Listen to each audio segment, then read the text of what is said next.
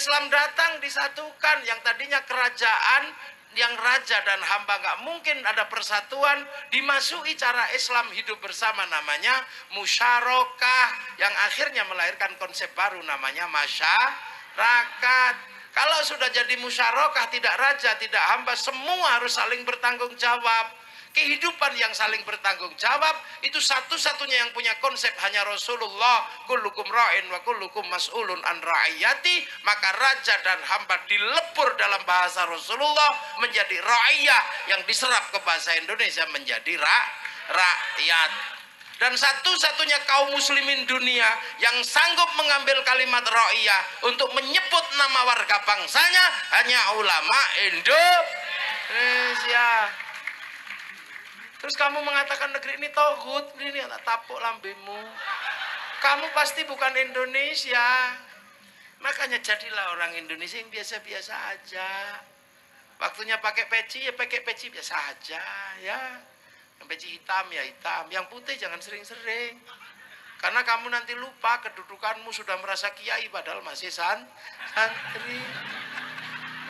Makanya satu-satunya yang bisa mengambil kalimat ra'iyah itu hanya umat Islam Indonesia. Tapi nggak kerasa, karena kiai nggak terus kemudian dihilangkan semua, enggak. Yang hamba masih boleh bilang ambo, yang hamba sahaya masih boleh bilang saya, yang kawulo masih boleh bilang kulo, yang pukulun masih boleh bilang ulun, yang abdi masih boleh bilang abdi. Ini hebat.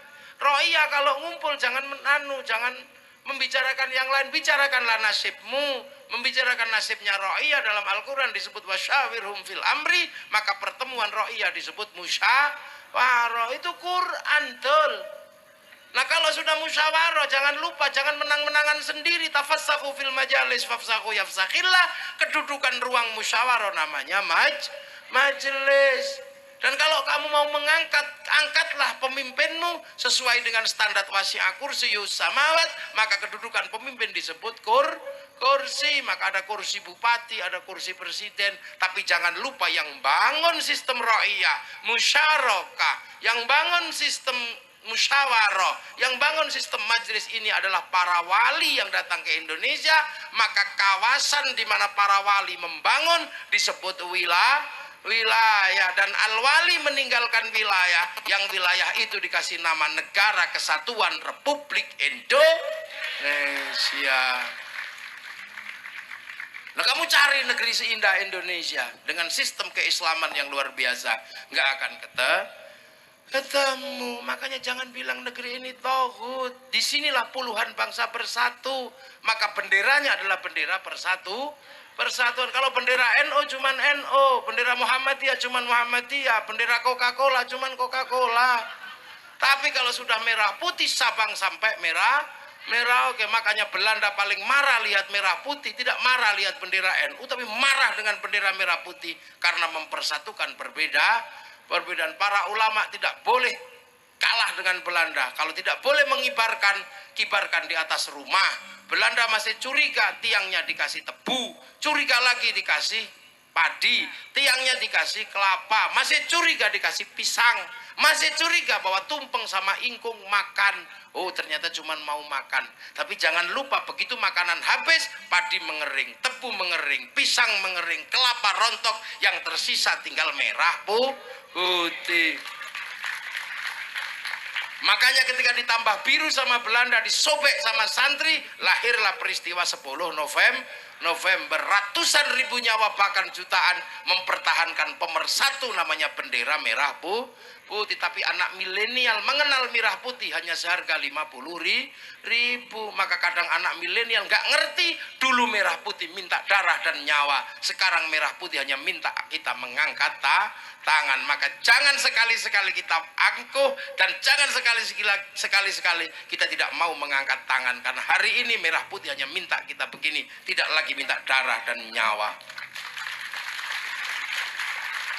Makanya kalau ada yang mengatakan bahwa merah putih adalah tauhid, angkat bendera tauhid, ini pasti di zaman perang nenek moyangnya tidak ikut berperang, atau jangan-jangan nenek moyangnya bandar dadu. Ini loh bangsa, kamu sekarang bisa apa saja. Kamu bisa menjadi Eropa karena teknologi memungkinkan. Kamu bisa menjadi Arab karena orang memungkinkan, buka aja media. Tapi satu yang kamu tidak bisa berubah. Apa? Kamu tetap menjadi Indonesia. Walaupun kamu seperti orang Arab, kamu pulang ke Arab tetap ditanya pasportmu mana. Walaupun kamu seperti orang Inggris, kamu akan ditanya pasportmu mana. Maka jangan lupa, kita ini pangkat muridnya ulama. Yang terakhir perbedaan dunia hanyalah perbedaan bangsa. Maka jangan sampai lupa bahwa kita punya bangsa. Makanya Malaysia hebat. Ketika bangsanya terlalu banyak mengekspor radikal dari Timur Tengah, lahirlah eksportir eksportir teroris dari Malaysia. Akhirnya Malaysia kapok, seluruh orang radikal dirapikan dengan ISA, International Security Act, dan Malaysia diserahkan kembali kepada anak-anak Melayu namanya si Upin dan si Ipin. Anak-anak Malaysia nggak boleh lupa, si Upin dan si Ipin jangan lupa bahwa bangsa Malaysia tegak, salah satunya didirikan oleh ras besar namanya India. Maka si Upin dan si Ipin dikenalkan dengan tokoh kecil namanya Jarjit. Dia tidak boleh lupa ada anak-anak Cina dikenalkan dengan tokoh kecil namanya Mei Mei. Dia tidak boleh lupa ada ras Indonesia yang bangun Malaysia dikenalkan dengan tokoh Susanti. Ini cara Malaysia menggunakan cara pendidikan diawasi oleh cikgu dan kembali bukan spaghetti tapi ayam goreng. Nah, ini cara mereka mengatur bangsanya. Amerika ketika gagal dalam urusan Vietnam karena harus berhadapan dengan Vietcong, bangsanya tidak boleh malu, bikin film Rainbow 1 sampai 6 untuk menutup bangsa yang malu. Gagal dengan Saddam Hussein, dia bikin film Hot Shot 1 sampai 2. Gagal dengan Usama bin Laden, bikin film 12 Strong. Amerika nggak boleh malu ketika nggak punya spiritualitas. Dia akan mengambil spiritualitas Cina, tapi agar bangsanya tidak malu, bikinkan American Shaolin, American Kung Fu. Biar tidak malu dengan spiritualitas Jepang, ambil dari Jepang, dia bikin American Samurai, American Ninja. Bahkan samurai terakhir dari Amerika namanya Tom Cruise dalam sebuah film The Last Samurai. Jepang tidak boleh malu anak bangsanya rebutan kekuasaan dalam rezim Tokugawa dan restorasi Meiji, bantai-bantaian antar anak bangsa. Maka kemudian dibikinkanlah cerita yang sederhana tentang peristiwa itu, dikasih judul Samurai X dengan tokohnya si Rory Kenshin atau si Kenji Himura.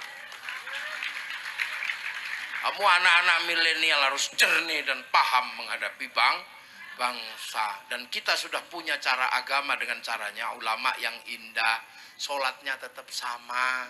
Kita ini tapi ulama-ulama tahu ini diajak sholat setengah 12 zuhur masih di sawah. Maka kiai-kiai biasanya sholatnya mundur setengah 2. Itu biasa. Allahu Akbar, Allahu Akbar. Kalau belum datang ya Robbana, ya Rabbana. Tunggu dulu.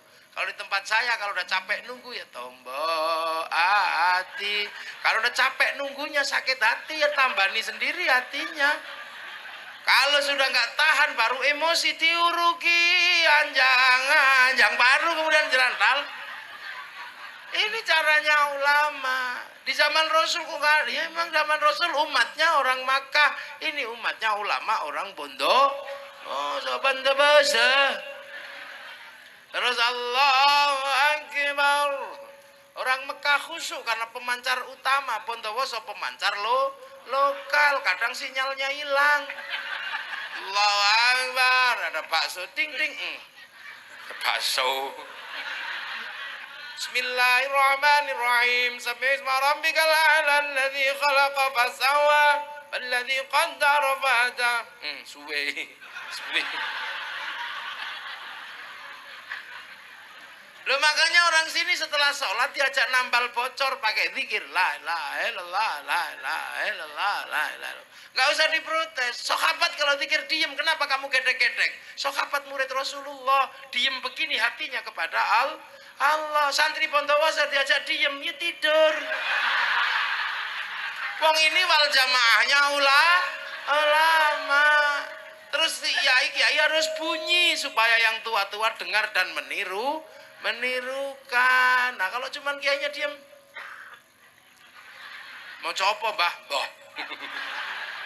Puasa sama aja, puasa Arab, puasa seluruh dunia sama. Khaitil abyadi, khaitil aswadi, sinar putih dan sinar hitam. Tapi di sini kehalang gunung Semeru, kadang gunung Welirang, kadang gunung, kadang pohon. Maka pakai imsak. Kalau sudah imsak jangan keluar rumah, tidur kamu. Karena kalau keluar rumah nggak khusyuk. Lihat jambu, lihat mangga. Orang Arab khusyuk karena keluar lihat padang pasir. Siapa yang pengen makan padang pasir? Nggak ada.